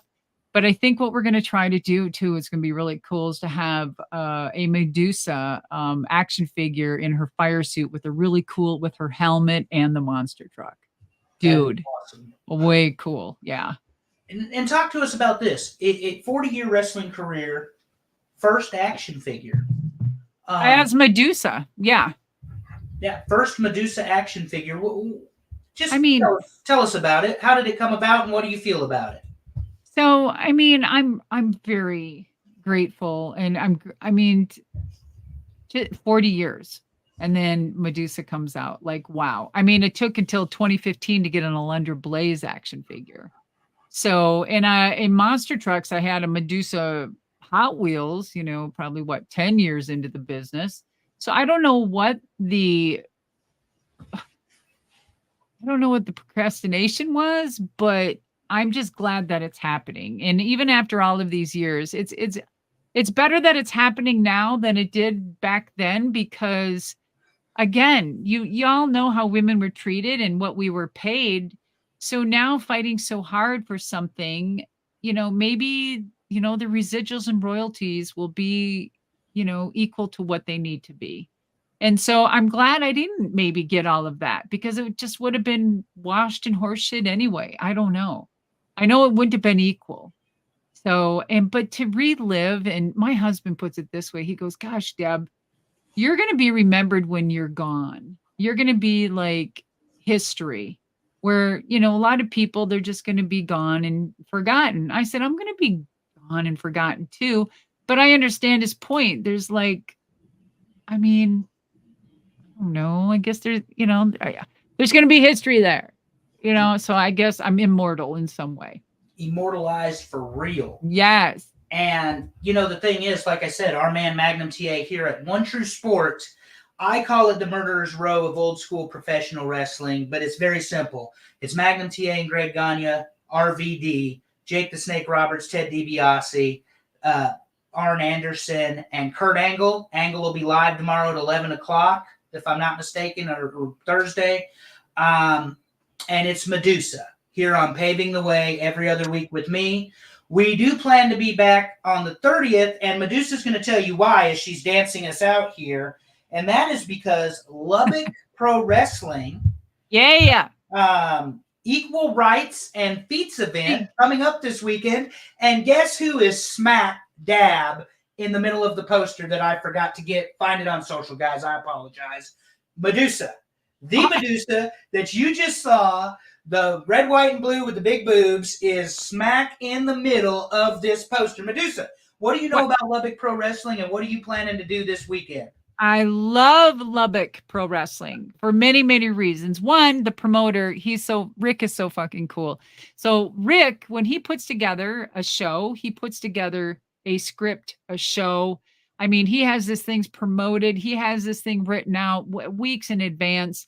And when he writes this out, like, he is a writer, like he has this like WWE style, like it is so professional, and it is a indie show. And the guy has it so worked out for like 6 months in advance to a year in advance. And I enjoy working with Rick. Squared Circle Pro has been around for a long time. And to be the general manager, the GM of the women's division over there is kind of exciting, knowing what's going on, keeping up with the girls. It really helps my mind work overtime, keeping abreast to what is happening in women's wrestling. So especially on the indie scene, you're going to see some great talent. I mean, Baby Doll is going to be there as well, signing autographs. And plus her daughter Star is wrestling, which I've worked with her in NWA, producing, the matches over there. Missy Hyatt's going to be there as well. And so a lot of us are going to have a little bit involved of Squared Circle Pro. So I am very, very excited. And plus my bestie, one of my bestie friends, Janie Engel, lives there. So I'm going to be visiting her. And Janie Engel used to work with WCW in the back offices. And she's the one that had to call Steve Austin to fire him because Bischoff didn't have the balls to do it. I love that you say that every single time, and it will never get old. Also, what won't get old is our chat. The fans have been awesome, Medusa. Zartan, I'll be purchasing... Red, white, and boobs. Okay, yeah, brother. Happy Fox has been all over it today. Yes. I'll be purchasing two, one for me and one for my girlfriend who collects only women's figures. Oh, right on. James, the guy I had a little fun with earlier on, Paul Heyman, you'll never be forgotten. Nobody forgets trendsetters. Oh, thanks. I know. It was very hard for me not to take. I never took no as an answer. So I always found another way, respectfully, sort of, and just busted down the wall. I had to, because that's all it was told, is just no, Medusa, no, Medusa, no, Medusa. We don't have time. No, Medusa. No, you're not a fit. No, Medusa. Fuck you. I found a way. And you found a way, and you paved the way. And that's what we're talking about here. Ba-bum-bum. And that, you guys, is how we're going to wrap it up. Thank you all for joining us in the chat tonight. Thank you for those of you that joined us live on One True Sport. We'll be back in 2 weeks. I have no idea what we're talking about, but we'll figure it out. And we might even pop up before then, who knows, for a little trash talk. Oh, there's always trash talk. When I text you, there's fucking trash talk because you're so combative. Okay, see ya in 2 weeks. And so combative will be a shirt coming to Medusa.com right next to her book, The Woman That Would Be King, also available on Amazon. And for us, guys, that's it. Have a wonderful night. We'll see you next time.